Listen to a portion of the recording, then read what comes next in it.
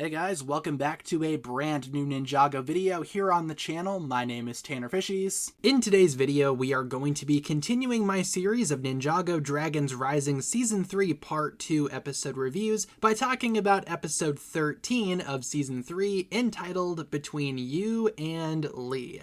And my goodness, this is quite the episode. Now, yes, I am aware that this episode did leak a while ago, a few months ago, as of the time of recording this video. However, I was not able to do a fully dedicated, proper review until the episode's released officially. So that's exactly what we are doing here with episode 13. Now, in case you guys have not seen a review like this from me before, usually we start these reviews by taking a look at the positive aspects of the episode at hand, then we will dive on into some of the more negative aspects until finally at the very end of the video, I will give the episode itself a score out of 10 according to my own opinion. Also, this review will contain spoilers for the episode in question. You have been warned, spoilers are ahead. Now, in terms of this episode, I gotta say, this is probably the episode that I was most excited to review just because of Lee. Starting off with the positives, we get the big introduction to the fabled Land of Lee. After first hearing about it back during Dragons Rising Season 1, we finally see what exactly this place is. It is underneath the gravesite that Aaron and Lord Ras were at in Season 3 Part 1, and that's just the tip of how crazy this iceberg is. Lee as a character, I love, just because of how creepy he actually is. And same thing with the Land of Lee, this place is so weird. It's so creepy, it's just so unsettling. The entire thing reminds me of just a gigantic horror movie. Same thing with Lee. He reminds me of a horror movie villain, and I think he actually does make for one of the most scary Ninjago villains that we've ever seen, just because he's so real. His entire thing, as shown in this episode, is that he kidnaps people, basically puts them down into this mysterious, made-up world, tells them that the outside air is toxic, if they go out there they'll die, and with the gravestones, that just adds to the creepiness factor. This guy's insane. Now, there is a huge musical sequence in this episode, and I feel like this will either make or break the episode, depending on who you are.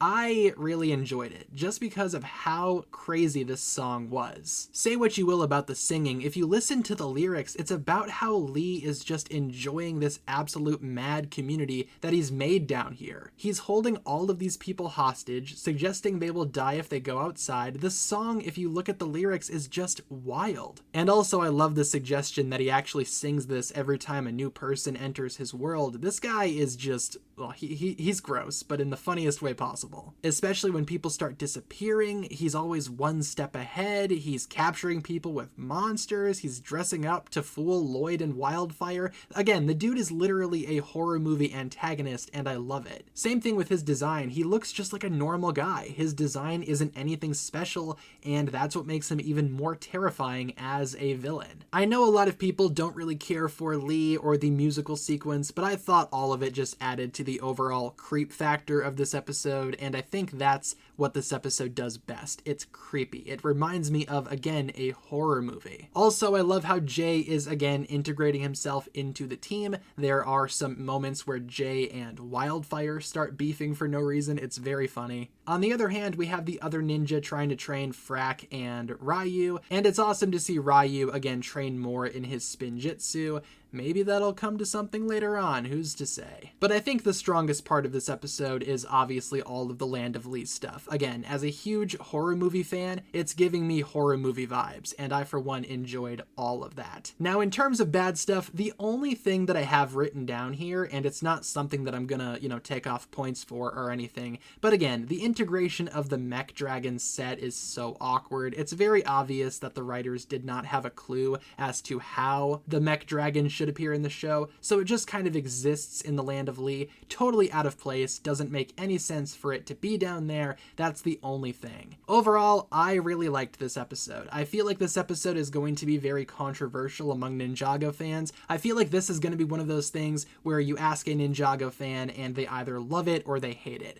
I, for one, really liked it, especially as a huge horror movie fan. Again, just horror vibes all around. With all of that in mind, I will give this episode a 10 out of 10. for everything that I listed in today's review. Thank you so much for watching this review, everyone. Hopefully you enjoyed. Feel free to leave all of your thoughts down below in the comments surrounding what you thought about this episode. Once again, hopefully you enjoyed this one. If you guys did, feel free to like and subscribe, do all that fun stuff, and I will talk to you guys again very, very soon.